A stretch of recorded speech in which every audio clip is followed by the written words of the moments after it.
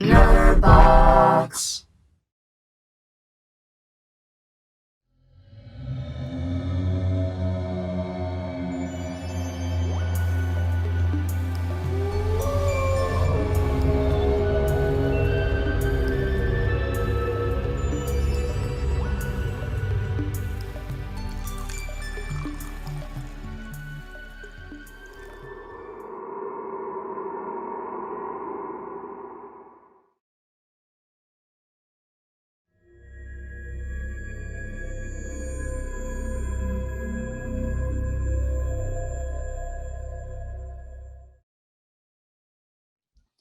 Hey fiends, welcome to DonnaJean's Coffee House of Horror.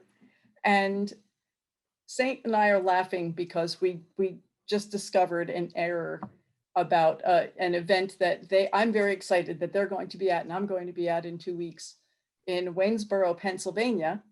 And they mistakenly had been told initially that it was Waynesboro, Virginia. So I'm so glad that we discussed it and got some laughs about it. Yes, And I'm very glad as well. welcome to Anthony St. Thomas. Thank you so much for joining me. It is always a delight. And the feeling is very mutual. Thank you. Now, we did not have the opportunity, the last interview that we did, to talk a whole lot about the films that you've been in. And so we kind of set this time aside, and I don't know, I mean, I can see us doing this as a regular thing. It would work for me. But if we're going to be talking about the movies, let me ask you first, because we talked a lot the last time, and I am wearing both my Monique Dupree Candy Woman shirt and my Doctor Who Weeping Angel earrings for the occasion. Classes for both. How did you start getting involved with acting? With films? Yes. Actually, way before I knew Monique, I had a friend who was in college, NYU, for film. And her project for getting into NYU, I was a co-star in. She called me up. She asked me to please perform for this music video. So she's a good friend. So, you know, I did this little thing for her. She got in. She got into the college. And we're friends to this day. But that was my first legitimate time in front of the camera. Then, you know, there'd been situations where I've come with Monique on a shoot, and you know, basically, I still do sometimes, but I used to record a lot of Monique's film stuff. Go out, wind up giving people set photography because I was there shooting, keeping a pretty tight record of what Monique was doing. And eventually people started like asking me to do cameo type things, you know, little parts. But then eventually that grew onto its own because I'm fairly decent in front of the camera. I'm an okay actor. Now, I would be yelled at this from some people. But I say that because I have utter respect for the actors that I know. That level of skill is such that I don't feel like I can compete on that level. Do you understand what I mean? I do. I know people whose entire life is acting, and the dedication and the strength and the energy that they put behind it is so intense that when I look at that, I feel like an actor only in the sense that I can perform particular kind of characters. You know, as an actor, I make a great writer. Well, actually, you have done some writing for films as well. Yes. And so that probably gives you a bit of a handle about you really know the characters. And you're very humble. And I appreciate that. And you're a very charismatic character. So Thank you. I guess some of that, knowing you more through your photography at this point, and through you, who I love deeply, Oh, you probably carry some of that charisma of you into the characters. But also having written them, does that give you a hands up on being able to perform, do you think? I think so. What I find with writers, with actors that I appreciate, is that there's a lot of writing going on in their head. And this is one of the things that I love about film, stage, and things like comic books, video games, even at this point. There is a collaborative effort. So your actors, to a certain extent, become writers. They start to understand these characters in a way that's developing in their head that supersedes what's on the page. It supersedes, in some cases, what even the director is seeing. So the director starts to go on this journey with the actor who's getting deeper into this character, who's putting puzzle pieces in place that aren't there on the page. Sometimes they're answering the questions of why. They're being writers onto themselves. So I do think that that lends to me being able to act, because it's really easy for me to access what might make a person become this. And I ask myself that question, actually, if I'm sitting across from people and I happen to catch a little bit of their conversation, I start to put together whether or not, did they live through some trauma to get to this point?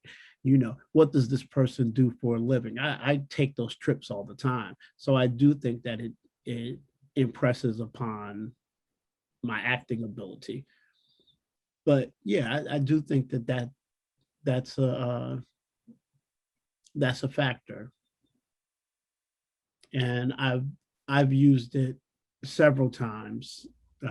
I've been in things where everything is pretty much a framework script writing, and your performance has to be made up on the spot. So the words are yours, the words are your characters. You have to get into this character's head to the point that you can improvise everything that this person says under these circumstances within this framework. So definitely being a writer has helped me with that. I would think you would have to really be able to be like creating another human being on the spot. And I guess knowing the story really would help with that. Well, knowing the story helps. And a lot of times I think, and this is only, I can only speak from my methodologies. Either I'm creating another person or I'm tapping into a part of myself that doesn't get much light, that most people don't see. One of the characters I played is a nerd named Ziggy. And anyone who knows me would never, ever think of me as being anything like Ziggy. But in actuality, I have a Ziggy side. I do have a Ziggy side. I have a side of me that's, well, I'm constantly diving into these make-believe worlds, and I'm a science freak. Those are the things that make Ziggy who he is. without the advantages of the other things that make me who I am. So then you get Ziggy, who wants to be brave, but physically can't get there, and who isn't comfortable enough in his own body to maybe approach people and Lets the insecurity wins with him. Yeah. So which film could we see Ziggy in? There's a group of underground films by Johnston of Darkstone, the Skeleton Key movies. And Ziggy starts in Skeleton Key 2, I believe. And every once in a while, even though he dies in that movie, he comes back on these actually absurd and ridiculous adventures. And, sometimes they're extremely distasteful, which is the point. And a lot of people might get offended by some of the work, and I would understand why they would, but it's intended to be distasteful. It's intended to push the envelope. Okay. So that's the purpose of it. But they're utterly ridiculous and comical.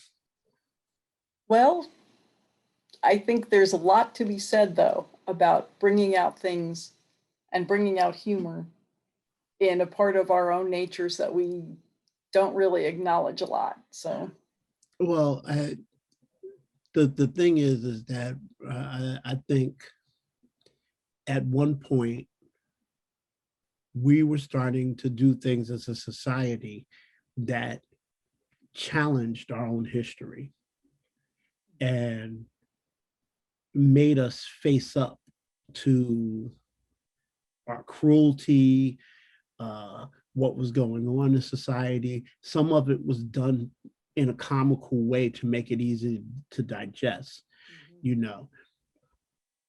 but we put it out there for the conversation to be had.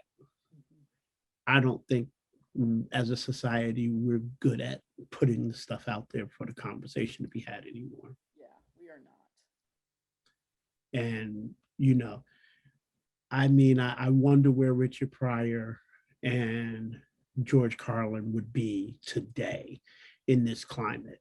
Now, don't get me wrong, there are those among us who have every reason to be upset with some of the things that are done in film and movies, always has been done in films and movies. But at the same time, until the society changes and this treatment is not an actual treatment of people, until these situations are dealt with socially, anything else is sweeping it under the rug. And we can't afford for injustice and mistreatment or any of these things to be swept under the rug. So there's a middle ground. And when the middle ground isn't approached, eventually what you're going to get is an extreme down either side. And that's what I think we've been dealing with, the extreme, for a long time. I think the decade of the 2020s is the example of the extreme. I agree. How did you get, I guess, well, through, you mentioned with Monique, but was that your initial, you always having been in the arts, you always having been a writer, you always having been into visual, did this sort of open up your interest in the films, or was it accidental with Monique? Well, I've always been interested in film, and since I had performed in things beforehand, like stage stuff, and nothing major, but small stage things, so on and so forth. I always had the interest. Mhm. What I didn't have was that all-consuming passion. And I still have the interest. I love doing the film stuff. You know, I love performing, period. I do. But at the same time, I don't have it's not the same drive as I get for finishing a book. Right. And so I have to acknowledge that. It's something I can do. It's not what I would refer to as my vocation. It's something you do kind of on the side then. Yeah, yeah. It's something I'm capable of. I'm capable of acting. Uh, Actors who I know tell me, no, you're an actor. You know, you have to accept the fact that you're an actor. So I don't want to disrespect them. I don't think I'm of their ilk though.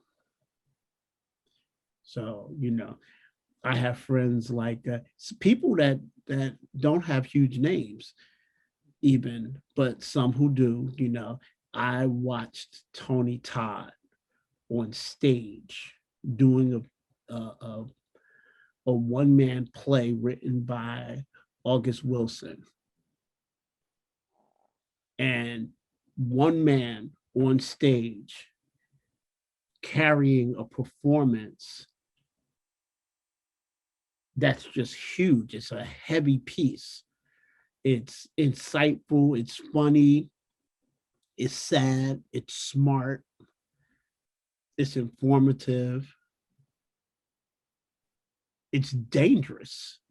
You know, it's a dangerous conversation about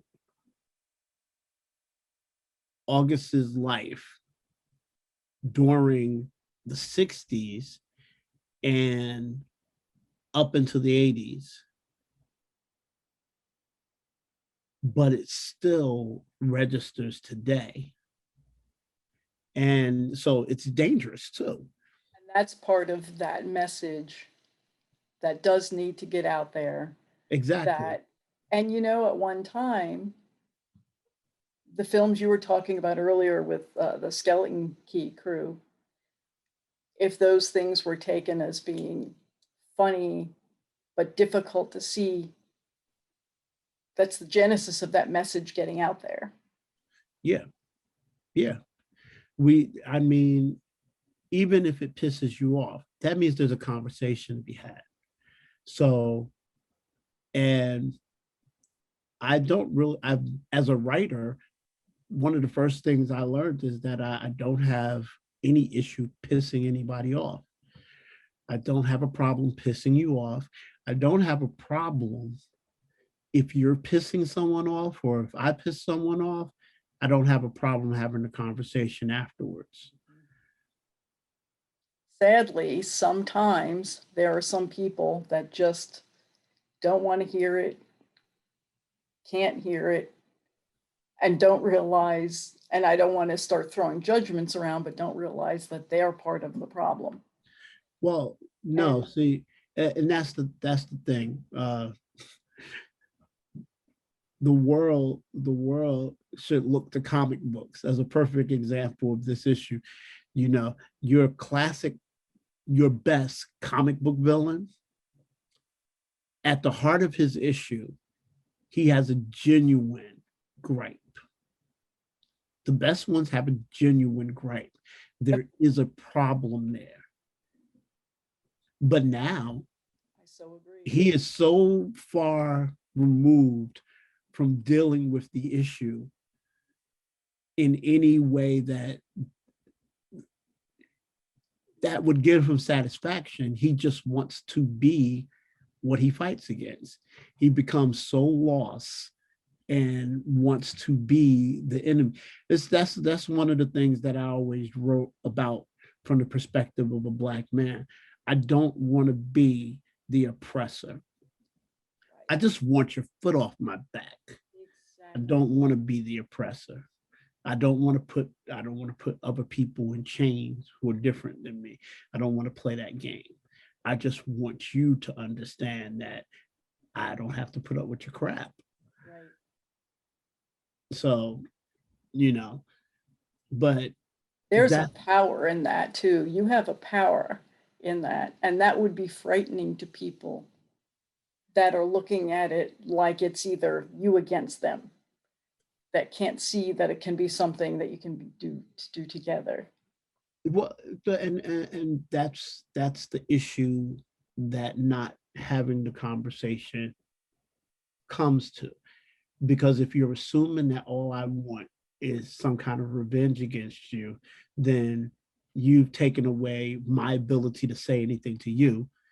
And if I am the person who just wants revenge, then I'm not going to be too concerned about who the actual person is that I should be taking it out on.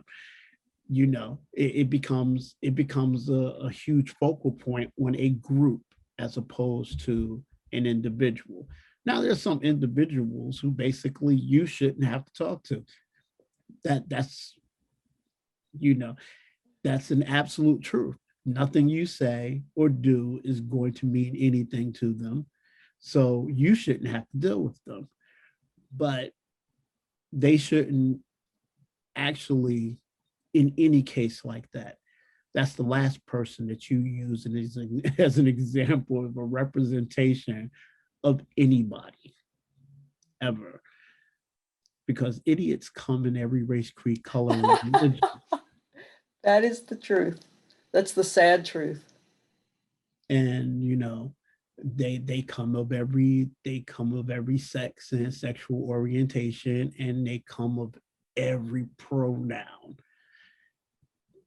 There's an idiot amongst you. Trust and believe there are idiots amongst you.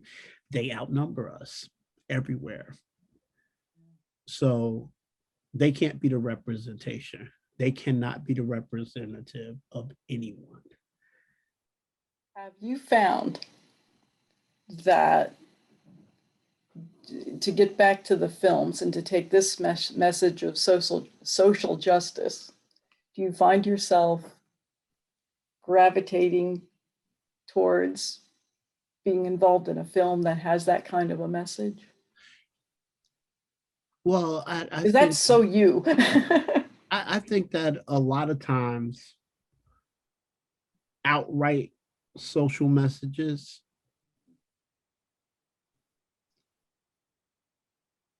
a social message has to be written well to work. It cannot be the zenith of the story. I don't believe that people are the zenith of any story. You see a superhero movie, there's a good guy, there's a bad guy, and all that's fine and good. But if you really have a well-written one and you're telling a story, the zenith of that story is people. It's one of the reasons why I love Black Panther. Black Panther is rife with social commentary, but so ripe with it, so much. But that story is written about people. T'Challa finding out that his father isn't perfect, being under that delusion of that children have of their parents, that this man was perfect. And no, he wasn't. He made huge mistakes. They're the underlining African proverb at the base of that story, that if a village turns its back on a child, that child will come back and burn that village to the ground. That's Killmonger. There was power there, and statements that spoke of these, of all of them, all the moral and spiritual injustices done, but it wasn't batting you over the head with it. It was still a superhero movie. There was a good guy and there was a bad guy. The bad guy was right. He was misguided, but he was right. And the good guy learned something. He learned that the villain was correct. He wanted to make that mend. He was a real good guy. He was a real hero. He didn't just stick to what was the status quo. He wanted to do better. And he wanted to make that come across. He wanted to have that conversation.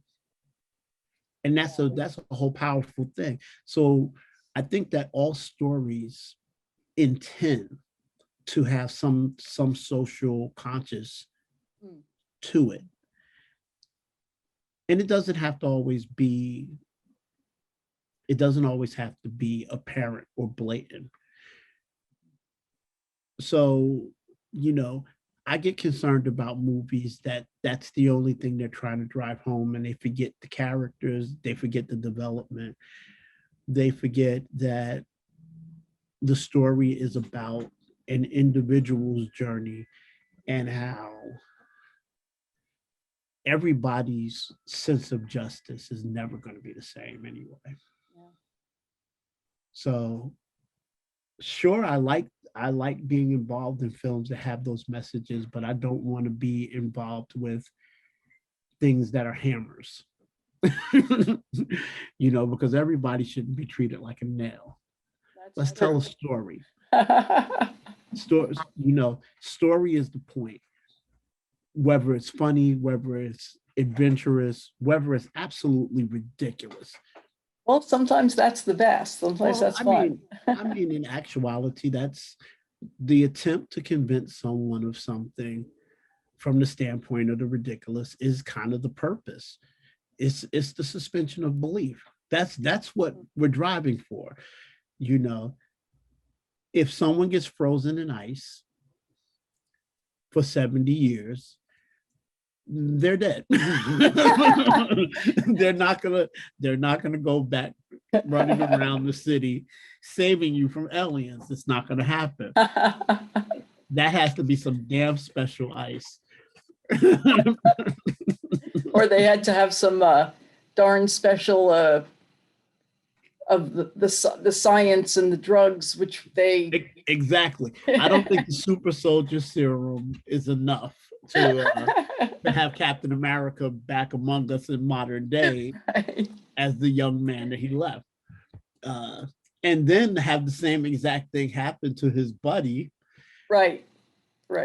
Except frozen via the science, which, right, you know, when you start to analyze it too much, it starts to seem, it's absurd, but it's fun. And it's fun. Suspension of belief, you know. It's told in such a fantastic way. There's enough reality to it for you to just kind of go, oh, okay, well, that happened. We could all sit around and go, but he's Captain America. That can happen. Right. Well, I actually like that where that, not that I want to get into talking about superheroes and Marvel and comics, but I like the fact that of where that went to him passing that on to Sam. Yeah. Right. I thought that you know, it happened in the comic books too. And I thought that it was a great piece of storytelling. It's actually better on film than it is in the books, because I actually didn't read the comics that far, and I've been told by a couple of people that they felt that as well, that it was better the way it transitioned to the screen. Yeah, it transitions to the screen really well, and it told us great stories that all have been told before. These stories have been told before in some form or fashion. But it had all the social commentary.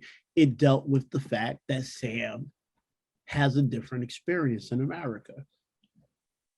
You know, probably not so different than Steve when we break it down, because Steve was bullied. Steve was thought of as less as, you know. So Steve, when he becomes Captain America, yeah, he's the principal idea.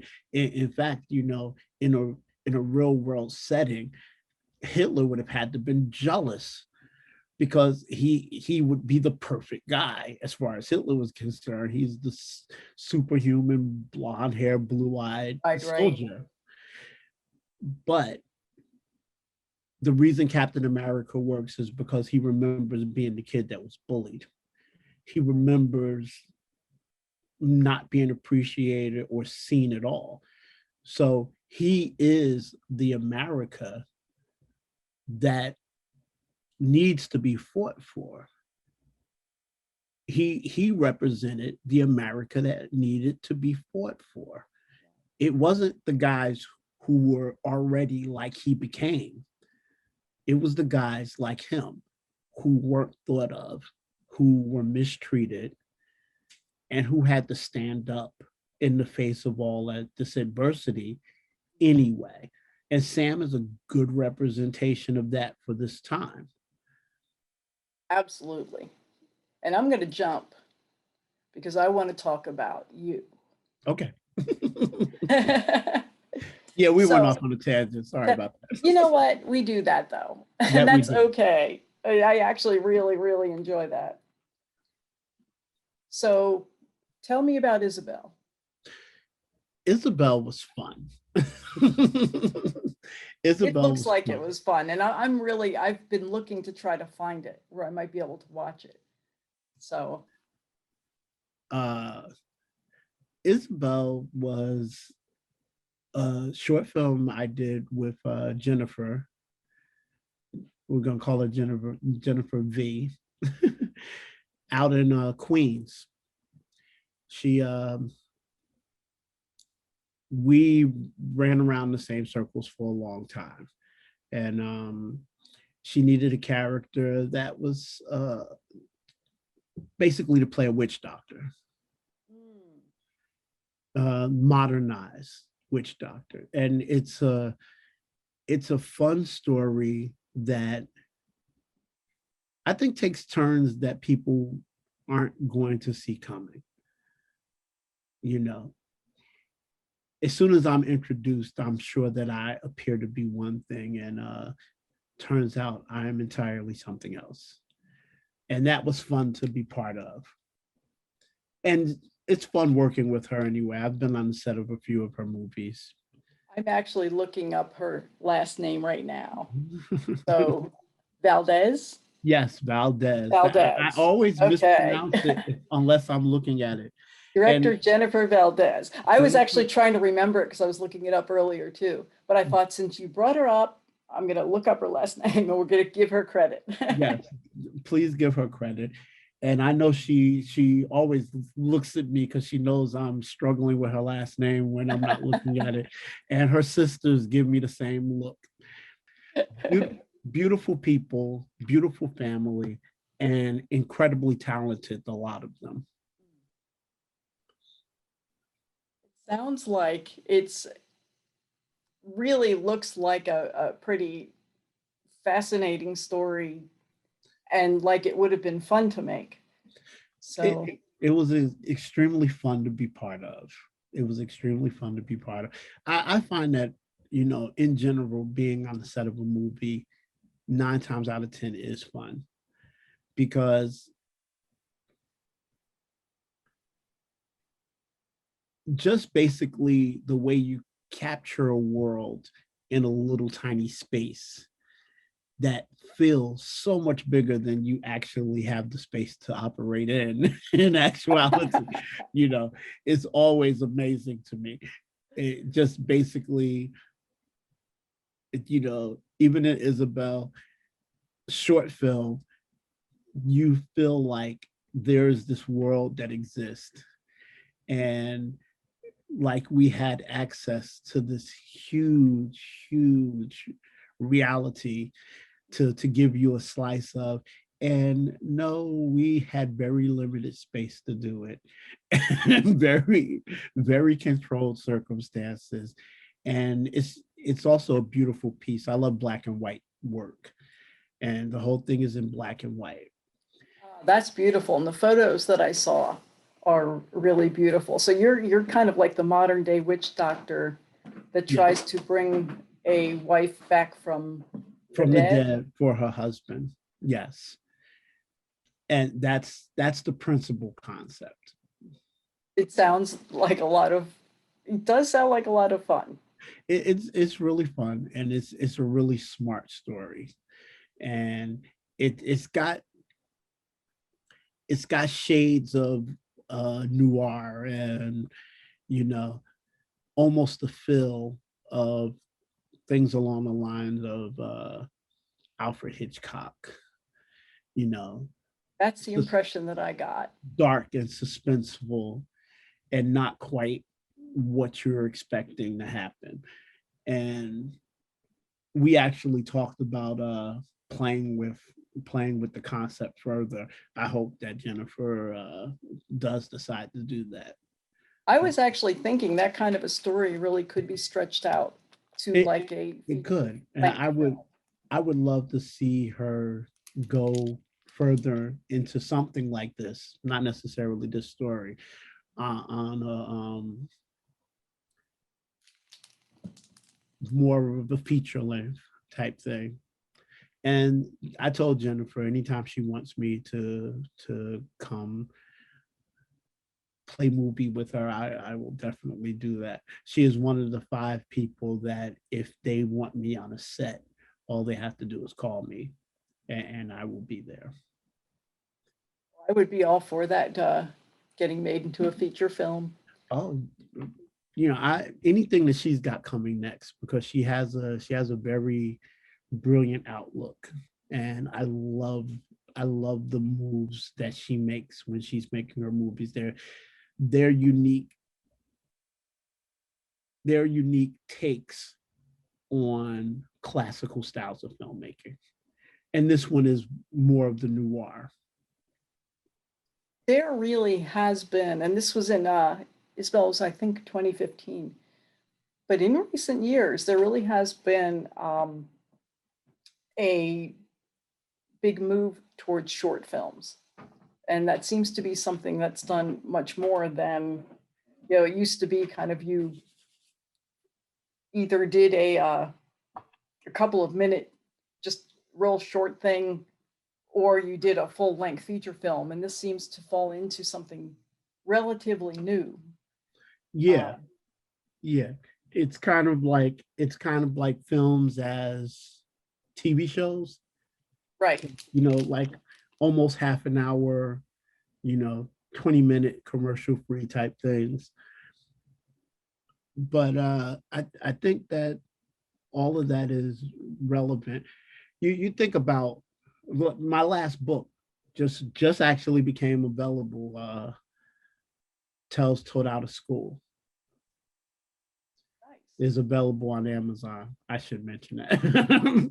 Will you have any of those at Waynesboro? I really hope I do. I'm Waynesboro, Pennsylvania. I'll be racing the clock because delivery of books take a little while. So I will definitely have the poetry books. I'm hoping that I'll have Tales too. Right. But Tales is a book of short stories. Oh. And even in literature, short stories and epic poems, things of that nature, have always had their place. And when we look at film today, with so much material finding its way into the world, I really think that is where short stories are going to be expressed and captured the most, is with film, because with all this visual things, we as a society have strongly moved away from written material. Yeah, we really have. You're right. And I lost you again. Say Oh, that again. no. Okay, there you go. Yay. It seems like if I lean back, we lose it. And so maybe I'll just stay sitting up. But yeah, we are moving away from, with a lot of the visual stuff, we're moving away from the written word. Not all of us, thank God, But even books, a lot of people read their books on their phones and on their computers, Kindle. Right. while my stuff is available on Kindle, just being the age I am, I'm a guy who prides himself on having a book in his hand. I feeling the pages turn. It's like it's a whole experience. It's an experience that actually challenges watching films. You know, it's a different experience, but it challenges that experience because I can use my imagination and turning those pages and feeling the pages under your fingers. You smell a smell of a book, you know. And Just all very the characters are drawn in such a way yeah, that you see them in your mind. yeah.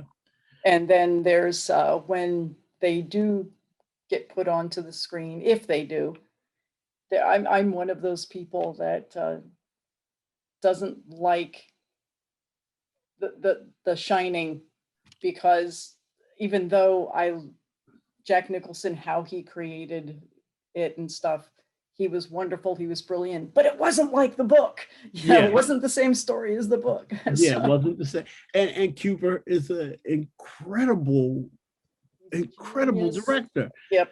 Was an incredible director, but it wasn't like the book. I know. That's just okay. The character, his character was. Yeah. Wendy's was not like she was in the book. She was brilliant. If you hadn't read the book, you probably would love it.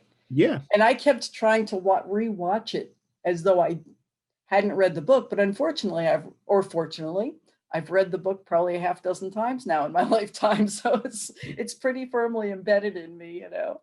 And I've had problems with actors as characters I know outside of the film, where it's just basically like, no, you're not that character. No, I'm sorry. I love you and everything else, but I can't. No, you're not that person. And then and even with acting, there are characters that should not be messed with in an actor's lifetime. Right. I mean, Robert Englund is still alive. You should not be remaking Freddie with some other actor. I so agree with that. I so agree. It's just not acceptable. You're not going to get what you're looking for. Okay, so I'm going to have to ask you this then. If you could take a book, any book, because these are the kinds of questions I seem to like to throw out to you. If you would be in a position to bring any character to life on the silver screen, what book and what character would that be? Oh, are we talking about my books or? Any books, any books. If my you could second, take, yeah. Well, I actually, at this point, I would do any of my books as films. I would like to see them, but particularly my second novel, which I'm actually re-editing and re-releasing. The publisher went under. My second book, Tripping on Wisconsin, I would love to see as a film. Is there a possibility that could happen?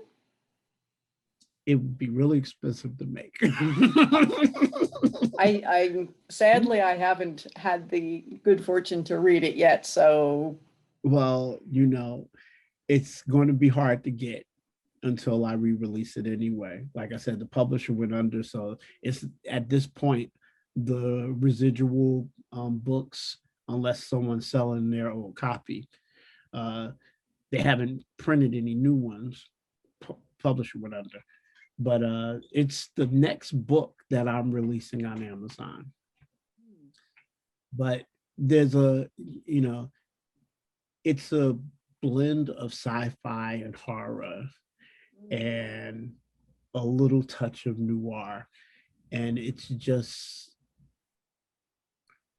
really, when I was writing it, got away from me in a lot of senses, and where it feels like the combination of like the radio serials, you know, and I was really pleased with the finished product, that it had so much going on. It's so odd. and just basically one of the people who proofread it for the first release of it called me up 2 a.m. yelling at me about one of the main characters. She was yelling at me, but she was angry at the character. Okay. That is actually, that says a lot about that. and I was beaming. I didn't even mind being yelled at because the character pissed her off so much that she had to put that energy somewhere. Now, is this the character that you would love to play? Or is there? I don't know if I don't think that I would want to play the character. Okay. Actually, I don't think that I would want to be a character, portray a character in that story. Okay, it's just I would want to see it done though. yeah. Well, there are a lot of indie filmmakers out there, so hopefully There are. Hopefully, every once in a while, someone even for a major studio picks up some little book somewhere and goes, "Oh well, let's do this." I would not turn my nose up at the right person producing that film. That is a film. I would definitely be gung-ho for someone who was going to be respectful to the source material. That's what always saddens me. So I'm gonna have to somehow get hold of this one when you re-release it. I will see to that. Thank you. I'm honored. Well, I'm glad that actually sounds pretty fascinating, because initially your love as a writer and bringing these worlds to life, being able to transition it, or possibly, hopefully, transitioning it that way. So you also not only are just an actor, in terms of the writing of the story, now we just need to get you in touch with like being the would you do the director, that whole gambit, you think? I would like to give directing a shot. I'm a little gun shy with that though. To be honest, again, something else that I've seen people do, and seeing the finished product, perfect example, or Jennifer Rodgers, seeing her working with her directing and then seeing the finished product, is humbling to see it done properly. It's absolutely humbling to see it done properly. I've seen people do it where the finished product doesn't hold up, and if you see that all the time and you feel that way all the time, it's a great confidence builder. But I've had the fortune and misfortune of being around people I think do it really well, and seeing the finished product, I'm like, whoa, I did not see this from the other end, from being in front of that camera, to see this as a complete work and feel the scope and how vast it feels. Can I do that? So I'm a little gun shy with the directing end. I mean, even Monique has basically humbled me in that way too. She did a short a while back that I'm in. I have a very small part, but it's a significant part. And what is that called? Shadowhunters Devil Speak. Oh, I'm gonna have to look that up. And it's her directorial debut. And seeing that put together was like, whoa, this. So I've been a little gun shy about trying to direct. A long time ago, I had a friend who dealt with recovering addicts, and basically 12-step programs, so on and so forth. And we were asked as a collective to write pieces. So I wrote a one-woman play called Without Grace, about a suburban runaway whose mother got hooked on prescription drugs. And she's telling her story directly to the audience, basically. I directed that for stage the first time. It was the first time it was ever done. And I was really pleased with how that came out. So I've done it with plays. Well, it's one of those things too that there's so many different aspects that goes in to the filmmaking, and one is not necessarily any less of a wonderful actor or script writer if they don't want to take over the chair of the director, or not yet. So, and the thing is that it does have so many moving parts. A good director is it's a continuum. It's like setting out dominoes. A good actor or actress is only as good as the material. The material is only as good as the director, because even the bare bones that a writer gives you is to be built upon. And a lot of directors will take a perfect script and tear it apart because it's not telling the story they want to tell. So it comes down to a degree, it becomes your baby. It becomes exactly. So as it's going from hand to hand, this person's work is only as good as the work that came before them. And eventually, even the director has to depend on the editor. If you have something with special effects, you could ruin an entire movie with just horrible special effects. It's just a continuum of things. And all your dominoes have to be in place to actually get a solid piece. And if one of those dominoes is out of place, you might not be able to get anyone to take that trip with you. And I've seen it done with no real budget, and I'm kind of in awe of that. Hollywood does it with millions of dollars. And with millions of dollars, you could get a lot of things done. Right? Let's just be completely honest. You can walk into almost any set if you got $20 million to play with, and someone's house that you want to shoot in, they're not going to turn you down if you offer them some of that money. They're probably going to let you in, and then they get to say, "That was my house," on screen. Right.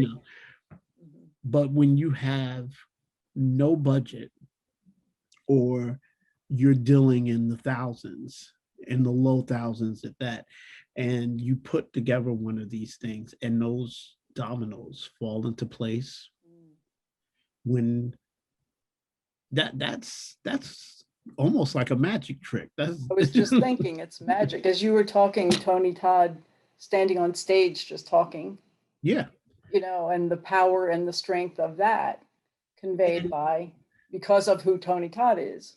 And also because of who Tony Todd is not. Tony Todd is not August Wilson, unless he's on that stage. And then all of a sudden, he's August Wilson. I know Tony. Tony is a family member. I know Tony. When he hit that stage and is performing that character, Tony is not in the building. And that's amazing to me, especially Magic. August was a real person. August was a real man whose plays had been turned into major motion pictures, have been, you know, sought to be acted by some of the best in the industry. People have gone out of their way to be in an August Wilson play or film. They fought to get these things made. Denzel Washington did Fences a few years back with Viola Davis, you know. Names that resonate across continents put this out because they wanted it done. They felt like it needed to be done. So to be this man on stage, to transform yourself into that, that's an incredible thing. So which are there a favorite genre of movies to be involved with in any way, whether the writing or the acting or the viewing? I am a strict fan of crossover genres. I really enjoy what has to be referred to as pulp fiction. In fact, the movie Pulp Fiction is a perfect example. You never find out what's in the case, but you always get the feeling that it's something that's completely science fictionish, or it's absolutely fantasy. It's something that doesn't belong in this world. And so much so that he doesn't ever tell you what's in the case. Where'd you hide the watch? Yeah.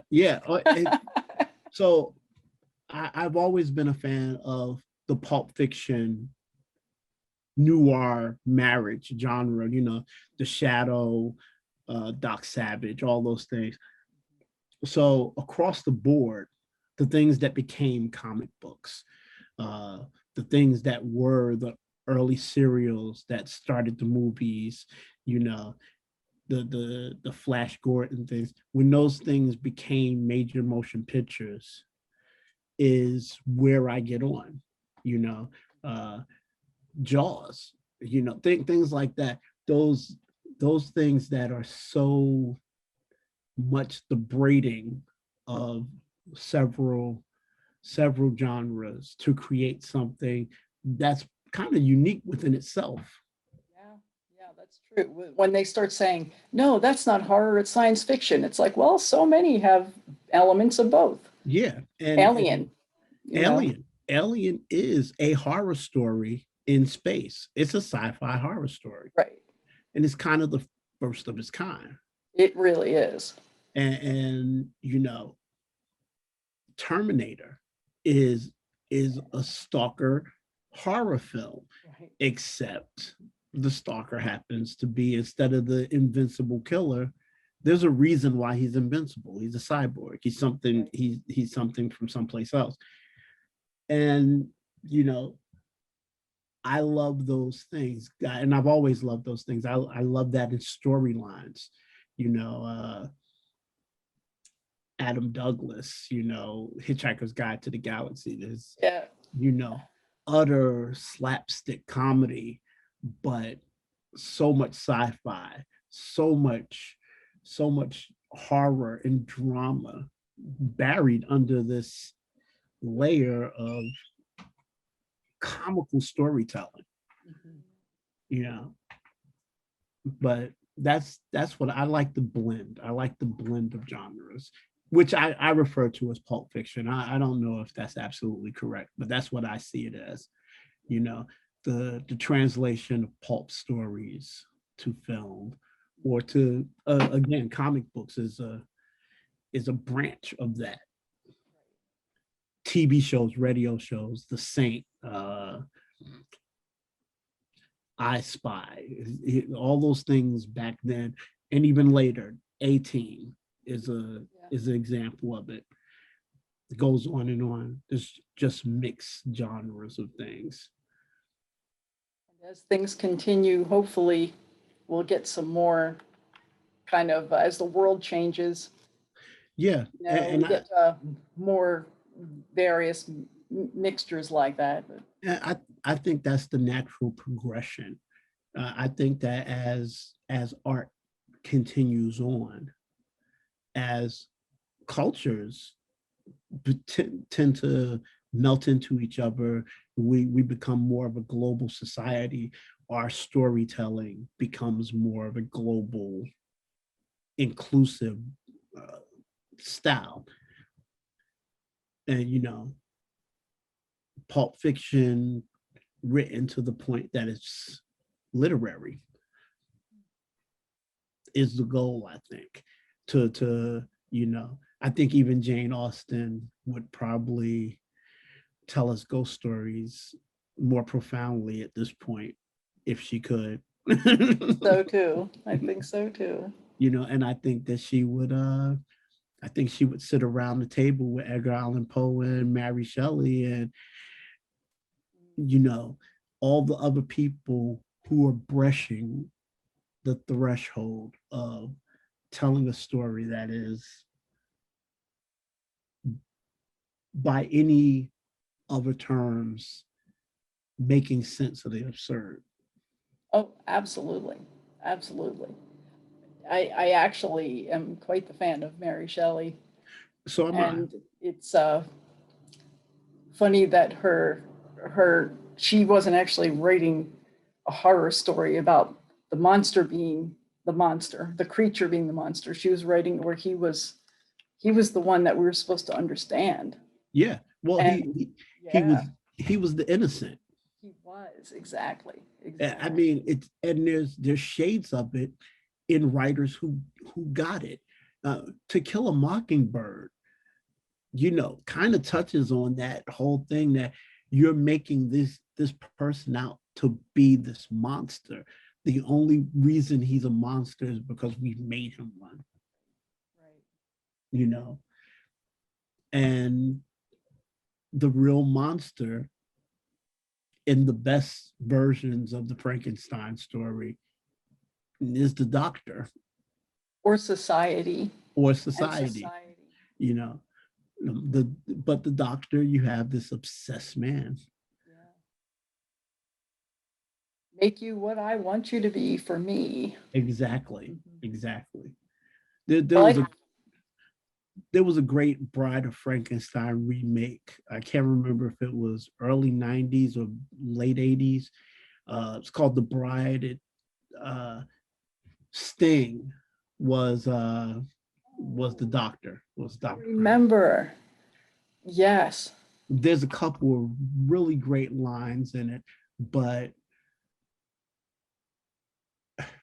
he talked about creating the bride to be this empowered woman. And that was his desire right up until the point that she wasn't interested in him. And then that was a problem. And his friend said, the problem with a thinking woman is that the problem with a woman who has rights is she has the right to despise you. And it really showed what a monster Victor Frankenstein actually was, is that he wanted this woman to have her independence, supposedly, but it was all a lie. He just wanted someone to reflect his intelligence. That's all he wanted, was a reflection of himself. You have to rewatch that. I haven't seen that in a long time. But that's, you know, once she moves away from being enthralled by his intelligence and his success or any of those things that made Victorian men. Right. Once she decided that she wasn't interested in any of that, her freedoms meant absolutely nothing to him. It was a lie he told himself to get him through the day. And he promised this person that he created that didn't fit into the world that he was created into a companion, and then stole her for himself. Human nature, huh? Certain human nature. Human nature. The dishonesty of human nature, where we like to say that often that we're one thing when we're not looking at ourselves objectively enough to see the difference. And that's what real growth is, though, is the ability to look at yourself objectively and say, well, I fall short here. Amen. Well, on that note, my brother, thank you so much for your time. Thank you, DJ. Thank you. Always a pleasure. 2 weeks in Waynesboro, Pennsylvania. Pennsylvania. PA. You guys out there, come see us. PA, not VA. Right. Thank you so much. See you soon. And you went dead again. Oh no. Tony Soprano. Tony Soprano. Hey, oh.